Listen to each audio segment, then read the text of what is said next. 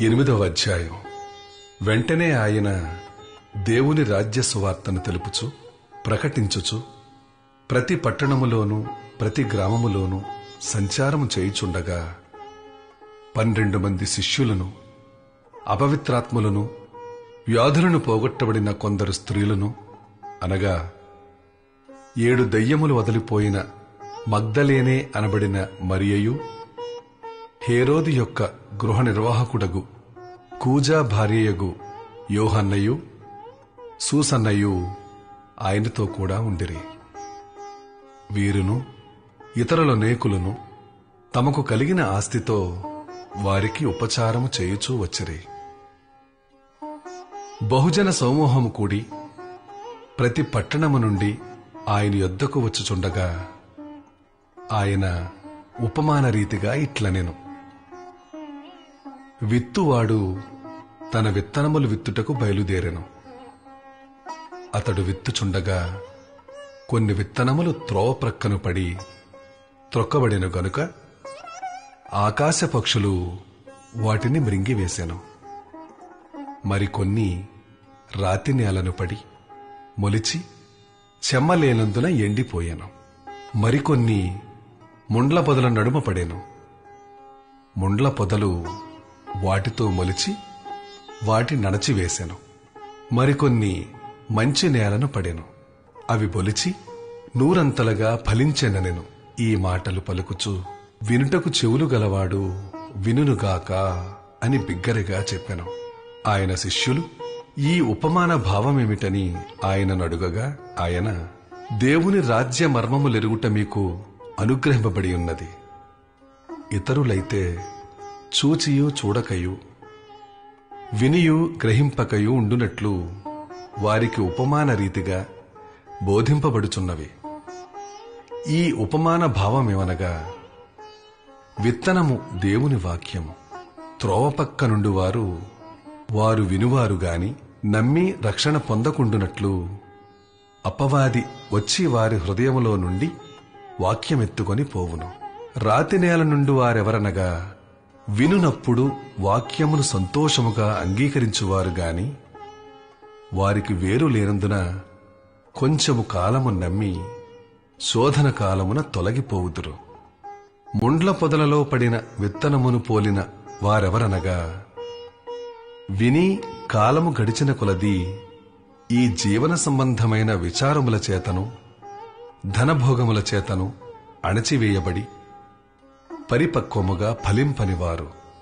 మంచి నేల నుండు విత్తనమును పోలిన వారెవరనగా, యోగ్యమైన మంచి మనస్సుతో వాక్యము విని దానిని అవలంబించి ఓపికతో ఫలించువారు. ఎవడును దీపము ముట్టించి పాత్రతో కప్పివేయడు, మంచము క్రింద పెట్టడు గాని లోపలికి వచ్చువారికి వెలుగు అగపడవలెనని దీపస్తంభము మీద దానిని పెట్టును. తేటపరచబడిన రహస్యమేదియూ లేదు, తెలియజేయబడకయు బయలుపడకయు నుండు మొరుగైనదేదియూ లేదు. కలిగిన వానికి ఇయ్యబడును, లేని వాని యొద్ద నుండి తనకు కలదని అనుకొనున్నది కూడా తీసివేయబడును. కనుక మీరెలాగూ వినుచున్నారో చూచుకొనుడని చెప్పెను.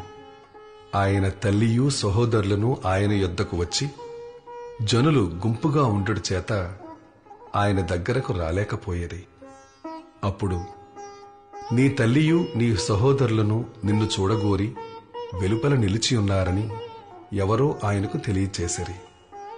అందుకాయన, దేవుని వాక్యము విని దాని ప్రకారము జరిగించు వీరే నా తల్లియు నా సహోదరులనని వారితో చెప్పెను. మరి ఒకనాడు ఆయన తన శిష్యులతో కూడా ఒక దోణి ఎక్కి సరస్సు అద్దరికి పోదామని వారితో చెప్పగా వారు ఆ దోణిను త్రోసి బయలుదేరిరి. వారు వెళ్ళుచుండగా ఆయన నిద్రించెను. అంతలో గాలివాన సరస్సు మీదికి వచ్చి దోణి నీళ్లతో నిండినందున వారు అపాయకరమైన స్థితిలో ఉండిరి. గనుక ఆయన యొద్దకు వచ్చి, ప్రభువా ప్రభువా, నశించిపోవచున్నామని చెప్పి ఆయనను లేపిరి. ఆయన లేచి గాలిని నీటి పొంగును గద్దింపగానే అవి అణగి నిమ్మళమాయెను. అప్పుడాయన, మీ విశ్వాసమెక్కడా అని వారితో అనెను. అయితే వారు భయపడి, ఈయన గాలికిని నీళ్లకును ఆజ్ఞాపింపగా అవి లోబడుచున్నవే, ఈయన ఎవరో అని యొకనితోనొకడు చెప్పుకుని ఆశ్చర్యపడిరి. వారు గలిలయకెదురుగా ఉండు గెరాసేనుల దేశమునకు వచ్చిరి. ఆయన ఒడ్డున దిగినప్పుడు ఆ ఊరివాడొకడు ఆయనకు ఎదురుగా వచ్చెను. వాడు దెయ్యములు పట్టినవాడై బహుకాలము నుండి బట్టలు కట్టుకొనక సమాధులలోనే గాని ఇంటిలో ఉండువాడు కాడు. వాడు యేసును చూచి కేకలు వేసి ఆయన ఎదుట సాగిలపడి, యేసు, సర్వోన్నతుడైన దేవుని కుమారుడా, నాతో నీకేమి? నన్ను బాధపరచుకుమని నిన్ను వేడుకొనుచున్నాను అని కేకలు వేసి చెప్పెను. ఏలయనగా ఆయన ఆ మనుష్యుని విడిచి వెలుపలికి రమ్మని ఆ అపవిత్రాత్మకు ఆజ్ఞాపించెను.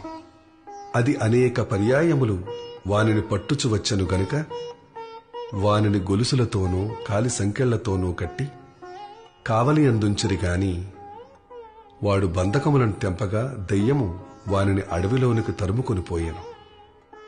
యేసు, నీ పేరేమని వానిని అడుగగా చాలా దెయ్యములు వానిలో చొచ్చియుండెను గనుక వాడు తన పేరు సేన అని చెప్పి పాతాళములోనికి పోవుటకు తమకు ఆజ్ఞాపింపవద్దని ఆయనను వేడుకొనెను.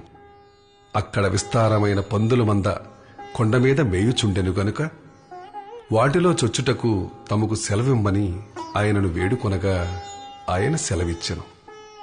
అప్పుడు దయ్యములు ఆ మనుష్యుని విడిచిపోయి పందులలో చొచ్చెను గనుక ఆ మంద ప్రపాతము నుండి సరస్సులోనికి వడిగా పరుగెత్తి ఊపిరి తిరుగక చచ్చెను.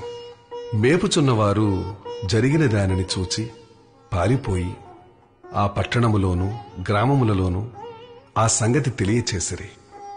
జనులు జరిగిన దానిని చూడవెళ్లి యేసునొద్దకు వచ్చి, దయ్యములు వదిలిపోయిన మనుష్యుడు బట్టలు కట్టుకుని స్వస్థచిత్తుడై యేసు పాదముల యొద్ద కూర్చుండుట చూచి భయపడిరి.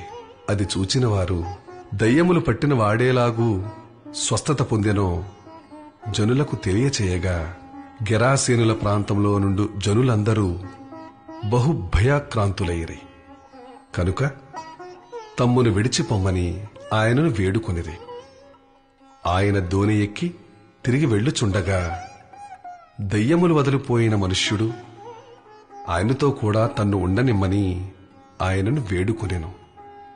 అయితే ఆయన, నీవు నీ ఇంటికి తిరిగి వెళ్ళి దేవుడు నీకెట్టి గొప్ప కార్యములు చేశానో తెలియచేయమని వానితో చెప్పి వానిని పంపివేశాను. వాడు వెళ్లి యేసు తనకెట్టి గొప్ప కార్యములు చేశానో ఆ పట్టణమందంతటనూ ప్రకటించెను. జనసమూహము ఆయన కొరకు ఎదురు చూచుచుండెను. కనుక యేసు తిరిగి వచ్చినప్పుడు వారు ఆయనను చేర్చుకొనిరి. అంతటా ఇదిగో సమాజ మందిరపు అధికారి అయిన యాయీరు అని ఒకడు వచ్చి యేసు పాదముల మీద పడి, ఇంచుమించు 12 ఏండ్ల ఈడుగల తన యొక్కతే కుమార్తె చావసిద్ధముగా ఉన్నది గనుక తన ఇంటికి రమ్మని ఆయనను బతిమాలుకొనెను. ఆయన వెళ్ళుచుండగా జనసమూహములు ఆయన మీద పడుచుండిరి. అప్పుడు 12 ఏండ్ల నుండి రక్తస్రావ రోగము గల యొక్క స్త్రీ ఎవని చేతనూ స్వస్థత నొందనిదై ఆయన వెనుకకు వచ్చి ఆయన వస్త్రపు చెంగు ముట్టెను. వెంటనే ఆమె రక్తస్రావం నిలిచిపోయెను. నన్ను ముట్టినది ఎవరని యేసు అడుగగా అందరూ మేమెరుగమన్నప్పుడు పేతురు, ఏలినవాడా, జనసమూహములు క్రిక్కిరిసి నీ మీద పడుచున్నారనగా యేసు, ఎవడో నన్ను ముట్టెను, ప్రభావము నాలో నుండి వెడలిపోయినదని నాకు తెలిసినదనెను. ఆ స్త్రీ చూచి వణకుచూ వచ్చి ఆయన ఎదుట సాగిలపడి తాను ఎందు నిమిత్తం ఆయనను ముట్టెనో వెంటనే తాను ఏలాగు స్వస్థపడినో ఆ సంగతి ప్రజలందరి ఎదుట తెలియచెప్పెను.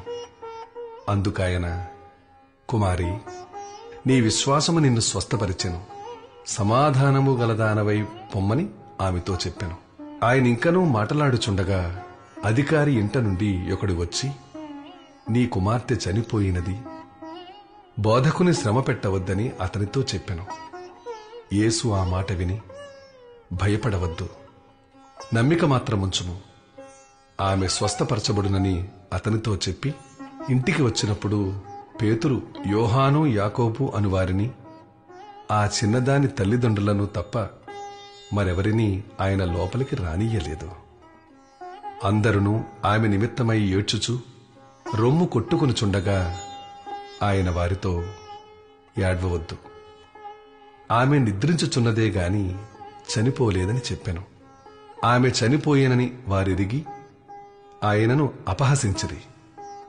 అయితే ఆయన ఆమె చెయ్యి పట్టుకొని, చిన్నదానా, లెమ్మని చెప్పగా ఆమె ప్రాణము తిరిగి వచ్చెను కనుక వెంటనే ఆమె లేచెను. అప్పుడు ఆయన ఆమెకు భోజనం పెట్టుడని ఆజ్ఞాపించెను. ఆమె తల్లిదండ్రులు విస్మయమునొందిరి. అంతటా ఆయన జరిగినది ఎవరితోనూ చెప్పవద్దని వారికి ఆజ్ఞాపించెను.